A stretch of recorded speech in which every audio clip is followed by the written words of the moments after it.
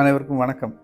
இன்னைக்கு ஒரு கட்டுரையை பற்றி பார்க்கலாமா? இன்னைக்கு நான் பேசுறதுக்காக தேர்ந்தெடுத்த கட்டுரை ஐயா தோ பரமசிவன் எழுதிய நிர்வாணம்.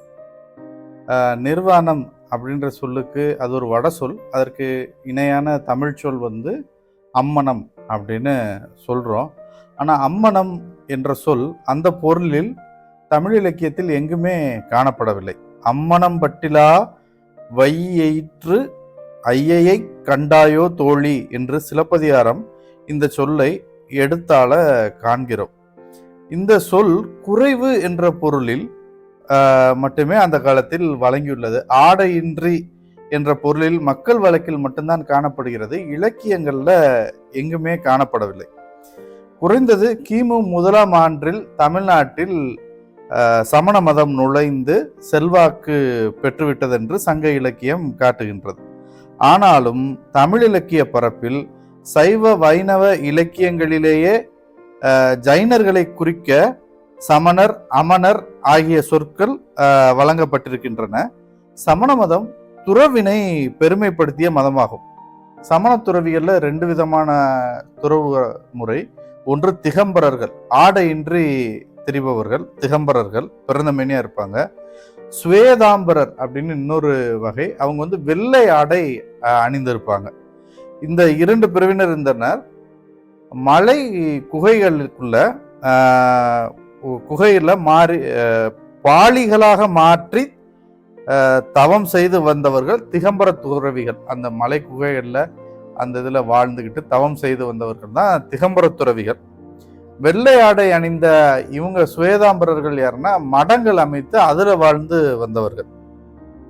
இப்ப அம்மனம் என்னும் சொல் வழங்கும் சொல் ஆடையிலா அமணர்களை குறிக்க புதிதாக தோன்றுகிறது. இப்பதான் நிர்வாணம் என்ற செயலையும் கோட்பாட்டையும் தமிழ் சமூகம் தனது வரலாற்றில் தொடர்ந்து ஏற்றுக்கொள்ள மறுத்தே வருகிறது. அதை தமிழர்கள் ஏற்றுக்கொள்ளவே இல்லை. நிர்வாணத்தை சைவ குடியில் பிறந்த திருநாவுக்கரசர் சமண மதம் புகுந்தார். அவர் சமண மதத்துக்கு மாறினார். திருநாவுக்கரசர் மீண்டும் சைவத்திற்கு திரும்பினார்.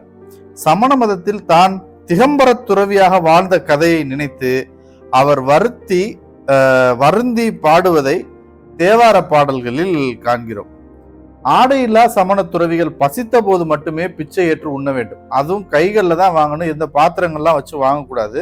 பிச்சை எடுத்த உணவை நின்று கொண்டே தான் சாப்பிட வேண்டும். அமர்ந்து உண்ணக்கூடாது. உண்ணும் போது யாரோடும் பேசக்கூடாது. இது திகம்பர துறவிகளுக்கு சமண மதம் விதித்திருந்த கட்டுப்பாடுகள். என்னதான் துறவிகளாக இருந்தாலும் ஆடை இல்லாம இப்படி ஒருத்தர் வரும்போது பெண்கள்லாம் பயந்து ஓடிருக்காங்க, வெக்கப்பட்டு ஓடிருக்காங்க, கேலி செய்து சிரித்திருக்கிறார்கள்.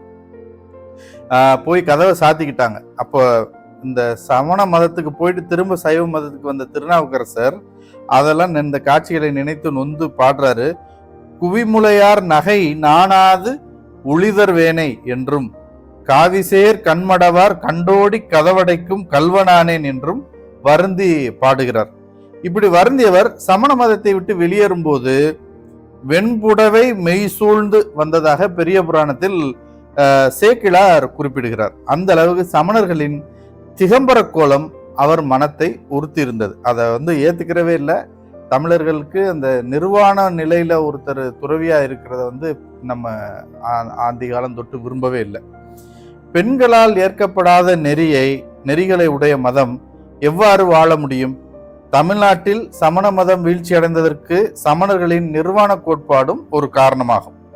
சைவத்திற்கு திரும்பி வந்த திருநாவுக்கரசர் சிவபெருமான் நிர்வாணமாக பிச்சை எடுத்து வந்த பிச்சாடன திருக்கோலத்தையும் அவர் ஏற்கவே இல்லை. அவரால் ஏற்க முடியல. துன்னத்தின் கோவணம் ஒன்றுடுப்பார் போலும், அவர் ஒரு கோவணம் கட்டியிருப்பாரு அப்படின்னு அவரு தன்னைத்தானே சமாதானம் படுத்திக்கிட்டு சிவபெருமானை கோவணம் கட்டியவராகத்தான் காண முயல்கிறார். கையிலே கபாலமேந்தி பிச்சை எடுக்கும் பெருமானே, உமையவளை நீ திருமணம் செய்த நாளிலும் இடுப்பிலே கோவணம் மட்டும்தான் உடுத்தி இருந்தீரோ அப்படின்னு சிவனையும் கேள்வி கேட்கிறார். நெடும்புரை மலையர் பாவை நேரிழை நெறிமன் பூந்தல் கொடுங்குலை புகுந்த அன்றும் கோவணம் அறையதேயோ அப்படின்னு நகைச்சுவை உணர்வோடு வினவுகிறார், சிவனை கேள்வி கேட்கிறார். ஆனால் சைவ மரபு கதைகளிலும் சிற்பங்களிலும் திருநாவுக்கரசர் காலத்திற்கு முன்னும் பின்னும் சிவபெருமான் கோவணம் கட்டியவராக எங்குமே காணப்படவில்லை என்பது குறிப்பிடத்தகுந்தது. இதுவே என்று திகம்பர துறவிகளுடைய உடற் சுத்தம், அது ரொம்ப முக்கியமான ஒரு விஷயம். தமிழர்களுக்கு உடற் சுத்தம் இல்லாத இந்த திகம்பர துறவிகளை ஏற்கவே முடியல.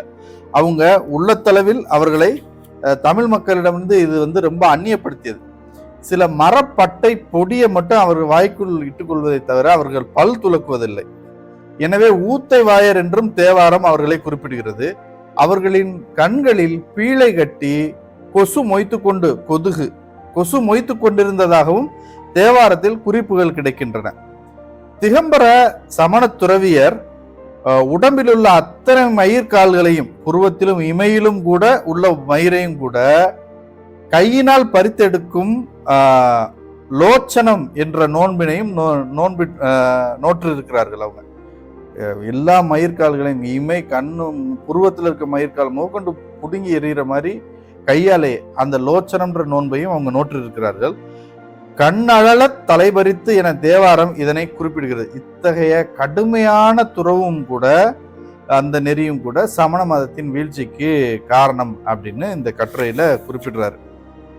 ஆக நிர்வாணம் என்ற அந்த நிலையமும், நிர்வாண நிலையில ஒரு துறவு அப்படிங்கிற நிலையும் தமிழர்கள் என்றுமே இன்று வரை ஏற்றுக்கொண்டதே இல்லை. உடற் சுத்தம், அந்த நிறைய விஷயங்களை தமிழர்கள் ஆதிகாலம் தொட்டு மிக கவனமாக இருந்திருக்கிறார்கள். அது இல்லாத ஒருத்தரை பெரிய அளவில் வியந்தோதி கொண்டாடும் நிலையில தமிழர்கள் அன்றும் இன்றும் இல்லை அப்படிங்கிறத இந்த கட்டுரையை வாசிக்கும் போது தெரியுது. இன்று உங்களோடு நிர்வாணம் என்ற கட்டுரையை வாசித்ததின் மகிழ்ச்சி. நன்றி, வணக்கம்.